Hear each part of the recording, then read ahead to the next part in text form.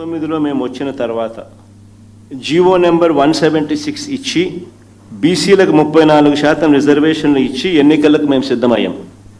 కానీ చంద్రబాబు నాయుడు గారు తన పార్టీ నాయకుడు తన గవర్నమెంట్లో అప్పట్లో ఏపీ స్టేట్ ఎంప్లాయ్మెంట్ గ్యారంటీ కౌన్సిల్లో అప్పటి సభ్యుడు బెర్రు ప్రతాప్ రెడ్డి ద్వారా హైకోర్టులోనూ సుప్రీంకోర్టులోనూ కేసులు వేయించాడు. సుప్రీంకోర్టు ఆదేశాల మేరకు రిజర్వేషన్లు 50% దాటకూడదు అన్న ఆదేశాలతో బీసీలకు 34% కొట్టేస్తున్నామని హైకోర్టు తీర్పిచ్చింది.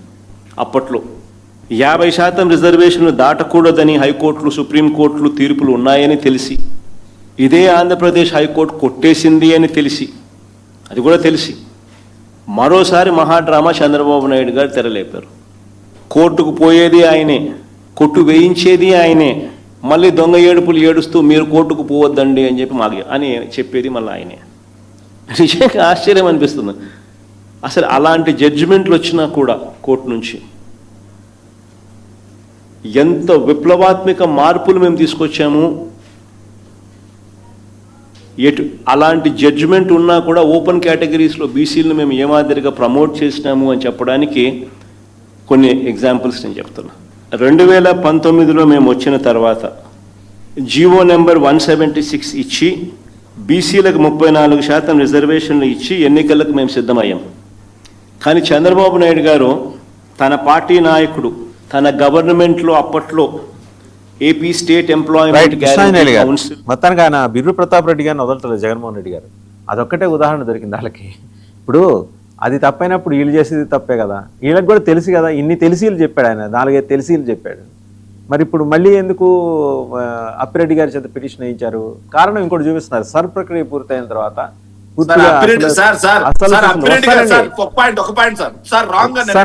ఆయన మాట్లాడండి ఆగండి, ఆయన మాట్లాడండి. లేదు, అప్పిరెడ్డి మాట్లాడింది మీరు చూశారు, ఆయన కూడా చూశారు. నేను వేరే చెప్తున్నా కదా, మీరు ఆగండి. మీ టర్న్ వచ్చేదాకా రాంగ్ డైరెక్షన్ ఏంటంటే మీరు పిటిషన్ వేసింది కరెక్టా కాదో చెప్పండి. ఎందుకు మధ్యలో ఇంటర్వ్యూ అవుతారు? మీరు పిటిషన్ వేశారో లేదా? పిటిషన్ దేని మీద వేశారు? అదే అడుగుతున్నాను, అదే చెప్తున్నాను. ఆయన మాట్లాడండి. ఎందుకు మీరు ఇంటర్వ్యూ అవుతారు మధ్యలో? రాంగ్ డైరెక్షన్ ఎందుకు అవుతుంది? ఆయన ఏం పిటిషన్ వేశారో చెబుతున్నాను. నాకు అవగాహన ఉంది, మీకు అవగాహన ఉంది, ఆయనకు అవగాహన ఉంది. ఆయన మాట్లాడతారు. Let him speak out. మీ టర్న్ వచ్చినప్పుడు మాట్లాడండి శేఖర్ రెడ్డి గారు, ప్లీజ్. మీ టర్న్ వచ్చినప్పుడు మాట్లాడండి. మీరు ఎట్లా మధ్యలో ఇంటర్వ్యూ కావడానికి వెళ్ళలేదు. కృష్ణాంజనేయులు గారు మాట్లాడండి. కృష్ణాంజనేయులు గారు మాట్లాడతారు. శేఖర్ రెడ్డి గారు మీకు కొంచెం టీ తాగి కాస్త మంచి కూర్చోండి. ఆయన మాట్లాడతారు. మీ టర్న్ వచ్చినప్పుడే మీరు మాట్లాడాలి. ఐఎమ్ సారీ శేఖర్ రెడ్డి గారు, యు ఆర్ వైలేటింగ్. కృష్ణాంజనేయులు గారు మీరు మాట్లాడండి. మీరు వైలేట్ చేస్తున్నారు. మీ టర్న్ వచ్చినప్పుడు మీ అభ్యంతరం చెప్పండి. మళ్ళీ చెప్తున్నాను, మీ టర్న్ వచ్చినప్పుడు మీ అభ్యంతరం చెప్పండి. మీరు ఇలా జోక్యం చేసుకోవడానికి వీల్లేదు. లేదు అప్పిరెడ్డి ఏం పిటిషన్ వేశారని నేను చేస్తున్నాను, మీరు ఇంటర్వ్యూ అవుతున్నారు. కృష్ణాంజనేయులు మీరు మాట్లాడండి, ఆయన ఇగ్నోర్ చేయండి. మీరు మాట్లాడండి. కృష్ణాంజనేయులు గారు, వాసుదేవన్ గారు నమస్తే. ప్యానల్ మెంబర్స్ కూడా నమస్కారం.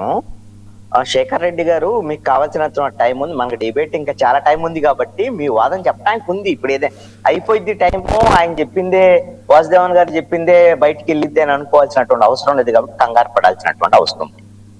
ఇక్కడ ఒక అంశం అండి, స్థానిక సంస్థల ఎన్నికలు. ఆ స్థానిక సంస్థల ఎన్నికల్లో బీసీలకు సంబంధించినటువంటి రిజర్వేషన్ల అంశం మీద అధికార ప్రతిపక్ష పార్టీలు మాట్లాడేటువంటి మాటలు రెండు కూడా అబద్ధాలు చెప్తున్నాయి. రెండు పక్షాలు కూడా. ఎందుకు ఈ మాట చెప్తున్నా అంటే, ఇప్పుడు జగన్మోహన్ రెడ్డి మాట్లాడినటువంటి మాటలు ఏంటి? మేము 34% ఇద్దాం అనుకున్నాం, తెలుగుదేశం వాళ్ళు కేసులు వేశారు. మేము కాబట్టి ఇవ్వలేకపోయాం, 24%తో మేము సర్దుకొని ఎన్నికలు నిర్వహించాల్సి వచ్చింది. ఇప్పుడు తెలుగుదేశం వాళ్ళు ఏం చెప్తున్నారు?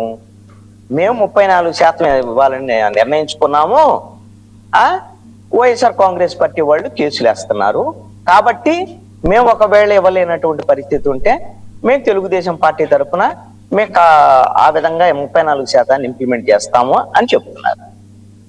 ఇది ఇవ్వలేకపోతే మేము 34% పార్టీ తరఫున ఇంప్లిమెంట్ చేస్తామని వీళ్ళు చెప్పినా, మేము జనరల్ కోటాలో కూడా బీసీలకు ఇచ్చామని వైఎస్ఆర్ కాంగ్రెస్ పార్టీ చెప్పినా, ఇవన్నీ కూడా బూతులు అంటే ఎందుకు ఈ మాట చెప్తున్నా అంటే, మీరు ఇవ్వలేనప్పుడు 34% అనేటువంటిది ఎందుకు చెబుతున్నారు? అది వైఎస్ఆర్ కాంగ్రెస్ పార్టీ అయినా ఇప్పుడు తెలుగుదేశం అయినా మీరు ఇవ్వలేరు, ఆ విషయం మీకు తెలుసు. మభ్య పెట్టాలని చెప్తున్నారు బీసీలు. మీరు ఇవ్వాలి అని అనుకుంటే ఖచ్చితంగా పార్లమెంట్ లో మనం రాజ్యాంగానికి సంబంధించినటువంటి 9th షెడ్యూల్లో చేర్చుకోవాల్సినటువంటి అవసరం ఉంది.